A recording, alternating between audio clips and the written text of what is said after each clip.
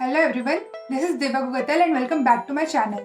I hope you enjoyed my previous video, and in today's video I am going to share you a book review of the book Rebel Rose by Emma Thriol. Happily Ever After is only the beginning as Belle takes on the responsibility of becoming queen and learns to balance duty, love and sacrifice, all while navigating dark political intrigue and a touch of magic. It's 1789 and France is on the brink of revolution. Belle has finally broken the enchantress's curse, restoring the beast to his human form and bringing life back to their castle in the province of Auvergne. But in Paris, the fires of change are burning, and it's only a matter of time before the rebellion arrives on their doorstep. Not so very long ago, Belle dreamed of leaving her provincial home for a life of adventure.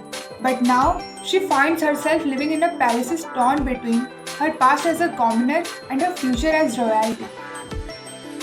While Belle grapples with her newfound position, there are those who would do anything to keep her from power.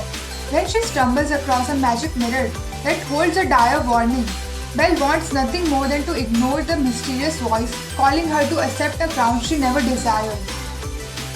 But violent factions of the revolution may already be working within her own castle, and doing nothing would endanger everything she holds dear. With the fate of her own country, her love, and her life at the stake, Belle must decide if she is ready to embrace her own strength and the magic that ties her to so many female rulers before her to become the queen she is meant to be. Rebel Rose continues the story of one of Disney's most beloved classic, Beauty and the Beast. It is the first in the Queen's Counsel series, an empowering fairy tale reimagining of the Disney princess and the real history behind their stories like you have never seen before. Thriol's writing is perfectly placed and the cast of characters developed with historical realism. Fans of the movies will be satisfied by this evolution of a favorite Disney princess.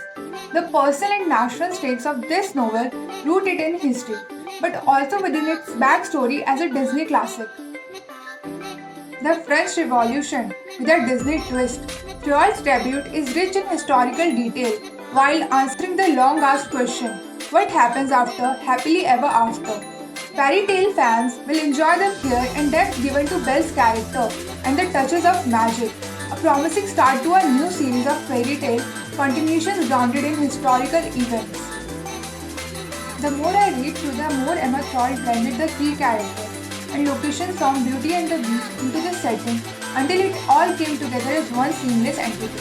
The story revolves around rejecting all of the pomp and circumstances of the French court, something that was never established in the original film. It opens with Belle and the newly transformed Prince Leo dragged into Versailles to discuss their principalities, standing with King Louis XVI and Leo's cousin Bastion. Bastion plays a significant role after he returns to the castle with Belle and Leo. He elects to secede their principality from the French monarchy to avoid getting caught up in the revolution, which makes Leo the king. Belle adamantly refuses the title of queen or even princess, which could be interpreted as either consistent or inconsistent with her personality, depending upon how you look at it. On the one hand, Belle is always the odd one out, and there is nothing odder than being married to a king without a title.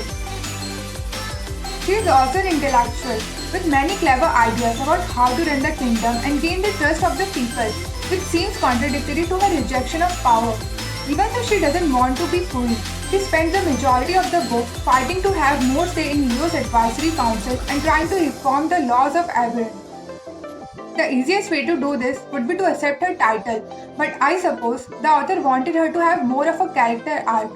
I know everything I have described so far sounds nothing like Beauty and the Beast, but the book cleverly weaves threads of the Disney film into the fabric of the story by the time it reaches its thrilling conclusion that kept me on the edge of my seat.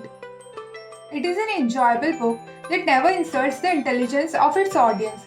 It is clear that Emma Thriol is a true historian and did plenty of research on the French Revolution, though it takes place over 200 years ago. It is a progressive story that contains not one but two queer characters and deepens Belle's relationship with Leo by giving him symptoms of PTSD. If If you grew up loving Disney's Beauty and the Beast as a child and want to experience the story through a darker and more realistic lens, this book is for you.